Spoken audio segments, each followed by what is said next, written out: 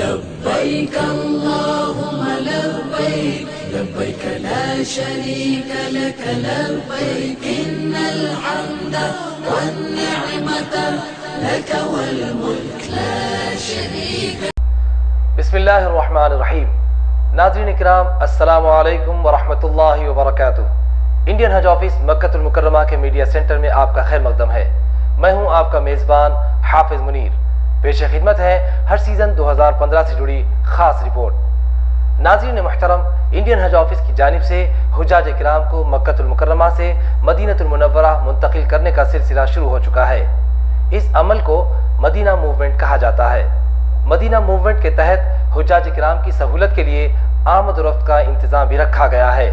اس ضمن میں اسسٹنٹ حج آفیسرز، حج اسسٹنٹس اور سیزنل اسٹافز کی خصوصی ٹیمیں بنائی گئی ہیں.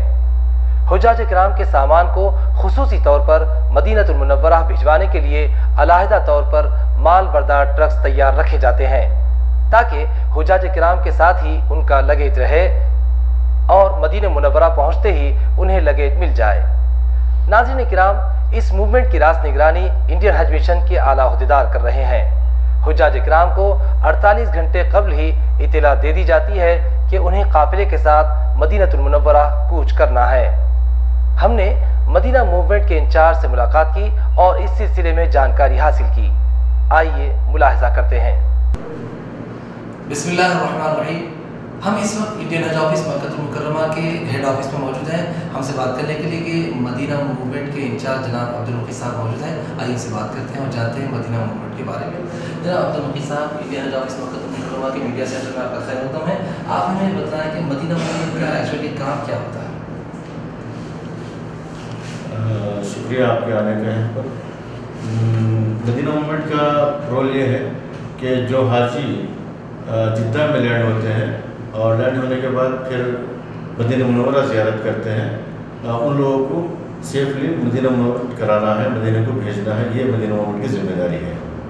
تو پہلے ایسا ہوتا تھا کہ حج سے پہلے بھی مدینہ موومنٹ ہوا کرتا تھا جو فرسٹ فیز کہلاتا تھا، اور حج کے بعد بھی ہوا کرتا تھا.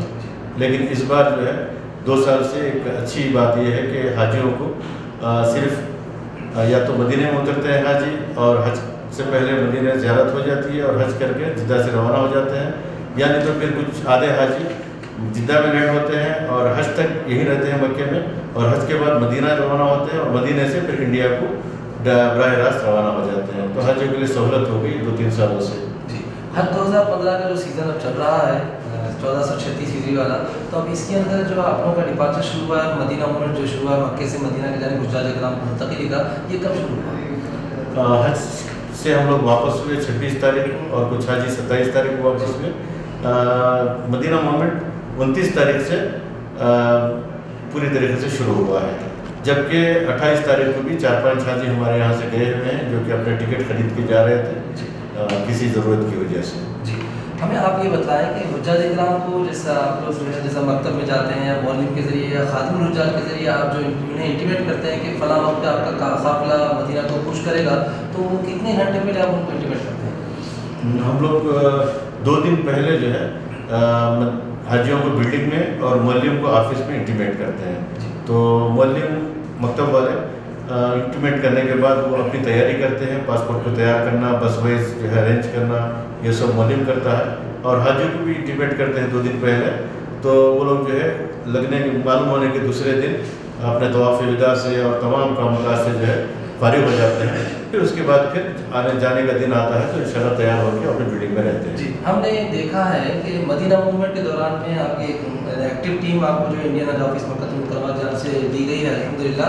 تو اس میں یہ دیکھا گیا ہے کہ حاجیوں کے ساتھ ان کا لگیج بھی دیا جاتا ہے. اگر لگیج زیادہ ہو تو شاید کچھ ٹرکس وغیرہ کا انتظام، مال بردار انتظام کیا جاتا ہے اس کا؟ جی ہاں، حاجیوں کے ساتھ جیسے آتے ہوئے حاجیوں کے ساتھ بسس میں جو سامان آتا ہے، اسی طریقے سے یہاں سے مدینہ جاتے ہوئے پورا سامان اسی بس میں جاتا ہے. اور اگر ایکسس سامان ہو تو مولم یہ کرتا ہے کہ الگ سے کوئی ٹرک یا ڈیانا سامان کے حجم کے حساب سے اس کا انتظام کرتا ہے اور اس پر بھی جو ہے ہم لوگ جس بلڈنگ کا نام نمبر ہوتا ہے وہ دے دیتے ہیں، تو وہاں پہنچ جاتا ہے، وہ انلوڈ کر دیتے ہیں، پھر حاجیوں تک پہنچ جاتا ہے وہ سامان۔ جی آپ ہمیں یہ بتائیں کہ حجاج کرام کا قیام کم از کم و بیش انشاءاللہ تعالیٰ 8-9 دن کا ہوتا ہے مدینہ منورہ میں؟ بالکل 8 دن کا تو پکا ہوتا ہے جی، اور 9واں دن بھی کچھ مل جاتا ہے، اس طریقے سے کہ 40 نمازیں پلس ملے ہر حاجی کو ملے، الحمدللہ یہ کوشش ہوتی ہے۔ اور حج کمیٹی اور انڈین کونسلیٹ حج مشن یہ سب جو ہے کوشش کرتے ہیں کہ حاجیوں کو 40 سے زیادہ نمازیں وہاں مل سکے، کم سے کم 40۔ جی جیسا کہ آپ ابھی بتلا رہے تھے ہمیں کہ حجاج کرام وہ حجاج کرام جو مدینہ جا رہے ہیں اس وقت یہ ڈائریکٹ یہ آئے تھے جدہ انٹرنیشنل ایئرپورٹ پر مکے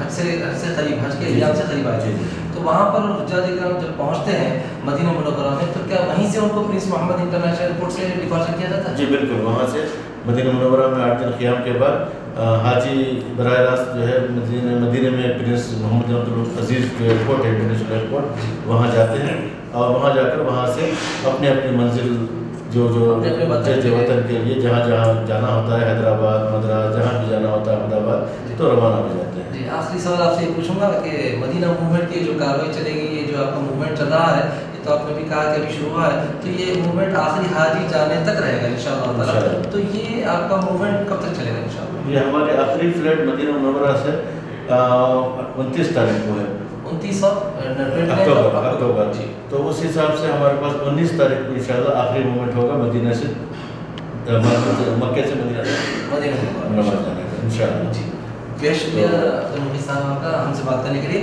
ناظرین کرام اس وقت ہم جناب عبدالمقی صاحب انچارج مدینہ موومنٹ سے بات کر رہے تھے اور تفصیلات معلوم کر رہے تھے حجاج کرام کی منتقلی مکہ المکرمہ سے مدینہ منورہ کی جانب۔ یہ ہمیں بتلا رہے تھے کہ اس مہینے یعنی 29 اکتوبر 2015 کو مدینہ منورہ سے ہندوستان کے لیے آخری فلائٹ ہوگی انشاءاللہ، جب تک جو ہے مدینہ موومنٹ جاری رہے گا۔ چلیے واپس آپ کو لیے چلتے ہیں میڈیا سینٹر مکہ المکرمہ انڈین حج آفس۔